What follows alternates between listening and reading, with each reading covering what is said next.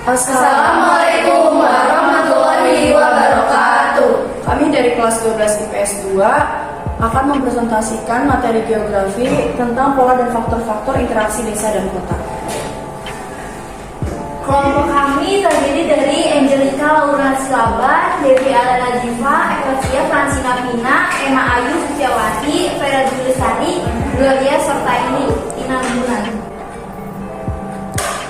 Ya, di sini ada pengertian interaksi desa kota. Hubungan timbal balik yang saling mempengaruhi antara dua wilayah atau lebih yang dapat menimbulkan gejala dan permasalahan baru. Selanjutnya ada faktor-faktor interaksi desa dan kota. Yang pertama, wilayah-wilayah yang saling melengkapi. Hubungan wilayah yang saling melengkapi dimungkinkan karena adanya perbedaan wilayah dalam ketersediaan dan kemampuan sumber daya. Yang kedua, ada kesempatan untuk saling berintervensi. Kesempatan berintervensi merupakan suatu kemungkinan perantara yang dapat menghambat timbulnya interaksi antar wilayah atau dapat menimbulkan suatu persaingan antar wilayah. Yang ketiga, kemudahan transfer atau pemindahan dalam ruang.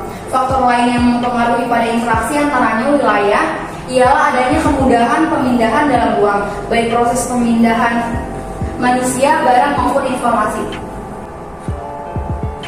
Selanjutnya yaitu ada pengaruh interaksi desa dan kota. Yang pertama itu ada ekonomi. Melancarkan hubungan antara desa dengan kota. B. Meningkatkan volume perdagangan antara desa dengan kota. C. Meningkatkan pendapatan penduduk. D. Menimbulkan kawasan perdagangan. E. Menimbulkan perubahan orientasi ekonomi penduduk desa. Selanjutnya yaitu sosial. Yang pertama itu ada terjadinya mobilitas penduduk desa dan kota.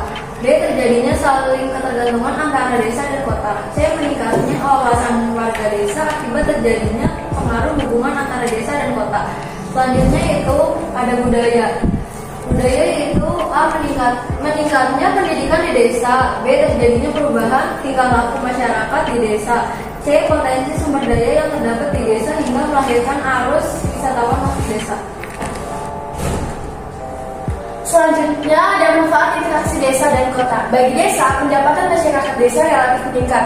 Tingkat pendidikan, kesehatan masyarakat desa mulai membaik. Pola pikir mulai rasional seiring masuknya informasi dan teknologi. Fasilitas jalan mulai banyak dibangun.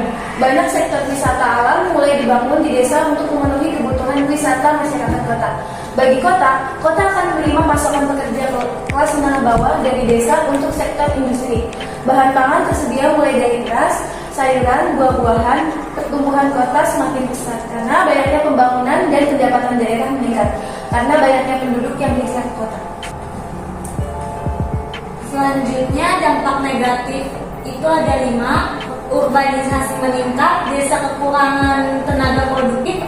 Yang ketiga adanya sukarela, pengemis, pengantin dan lain-lain yang keempat kepadatan penduduk meningkat, dan kelima kriminalitas meningkat.